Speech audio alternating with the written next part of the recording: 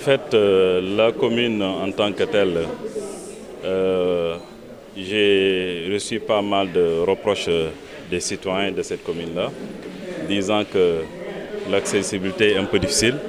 Et deuxième, ils ne sont pas informés de ce qui se passe au niveau de la commune, au niveau de la mairie en tant que telle, du point administrativement que de notre côté, que ça soit aussi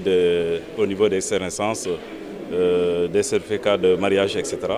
Nous nous sommes dit donc il faut quand même qu'on puisse changer tout cela. Et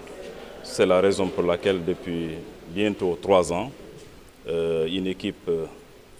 a pris la décision, quand même la responsabilité de s'y engager, de réfléchir le contenu et aussi permettre aussi à la commune de pouvoir gérer ces rendez-vous, que ce soit moi en tant que maire, puisque ça fait partie des reproches qu'on fait de temps à autre. Avec le lancement de cette plateforme d'accélération digitale aujourd'hui, je pense que tous les parcellois, parcelloises seront informés à temps réel. Et du point de vue gestion aussi des infrastructures publiques qui sont au niveau de la municipalité surtout, ça va faciliter la tâche de cette population-là. Et c'est au niveau des terrains de foot pour les réservations, que ce soit les rendez-vous, que ce soit aussi au niveau de l'état civil, et aussi sur les autres créneaux qui sont là, que ce soit du point de vue sanitaire aussi. Donc, tous ces créneaux ont été pris en compte dans cette plateforme. Est-ce que vous avez pris en compte les gens qui ne comprennent pas le français par rapport à la conception? Ça, je pense que ceux qui sont à l'origine de cette plateforme ont bien pris note et vont essayer de voir comment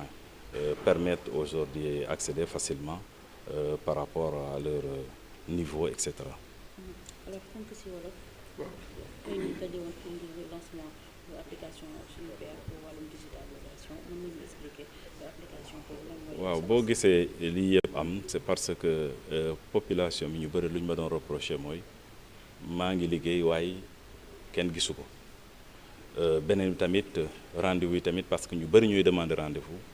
mais pour ñu accéder à moi parfois c'est un peu difficile, parfois sax du ma ko yëg yooyu yëpp am na ci beneen bi tamit ñu am ay jumtukaay yoo xam ne pour population bi la muy stade bi muy état civil moo xam foofu ngay amee kayitu juddu muy hôpital yi yooyu yëpp bokk na ci ak tamit liggéey yi ñu war dañuy def ci commune bi tamit constaté yooyu yëpp fësul ñu xalaat ci ñu ci doon liggéey ñetti at ci gannaaw soxna si moom mooy madame Guèye moo ci doon liggéey ak équipe am buñ ko jëbalee moom mun nañu lii mën na nekk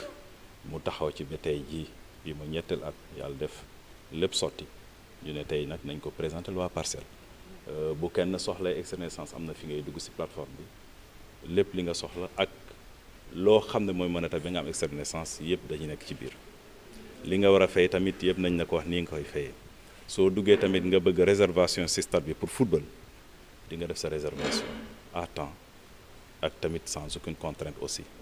soo bëggee tamit benn salle fii muy Demba Dia ou bien salle de délibération nga soxla ko immédiatement mun nga dugg ci plateforme bi mën nga réserver sa bopp te doo sonal kenn doo wax ak kenn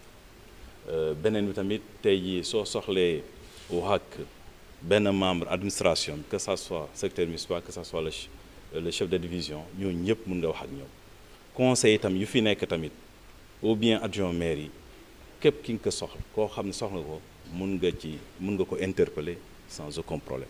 donc plateforme bi defuñu ko pour maire mais dañ ko def pour population bi donc population ci war a approprier li ngay fay même si terrain bi li ngay fay mun nga ko fay à partir de l'application donc loolu yëpp pour transparence la pour yëpp leer bu kenn ne kii laa jox xaalis fii laaj yëpp dañ koy jaarale foofu donc genre yi liggéey boobu la ñu def ñu ne nag lii baax na ñu fësal ko ndax waa Parcelles xam ko ñu mën ci jaar ñoom yëpp lu ñu soxla au niveau de la mairie au niveau de la commune ñu xam ne fii la ñu war a jaar suñ ci jaar léegi nag lu ci des mooy si wàllu wolofal mbir mi parce que du ñëpp a dëgg français waaye tey jii tamit mun naa wax ni si kër yi ñun suñuy doom sax ñoo ñuy jàngal nu ñuy manipuler téléphone donc yomb na yeneen tamit ñoom ñoo xam ne ñoom ñoo mettre en place plateforme bi jël nañ décision pour gëstuwaat xool nan lañ koy mën a wolofalee ba ku nekk fi nga nekk mën a comprendre lu ñuy wax incha allah yaakaar naa ni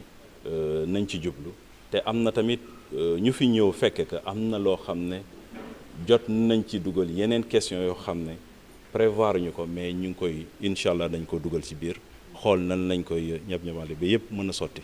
annoncé tamit tey jii nga am urgence et cetera mën nga jaar ci plateforme bi ne lii urgence la fii la amee tel endroit la telle heure lii ak lii moo ci am ñu xool ñun tam nan la ñuy intervenir pour yombal mbir bi population bi pour yombal nit ñi tam ñoo xam ne ñoom ñoo ñu interpeller vis-à-vis de ça jërëjëf merci beaucoup.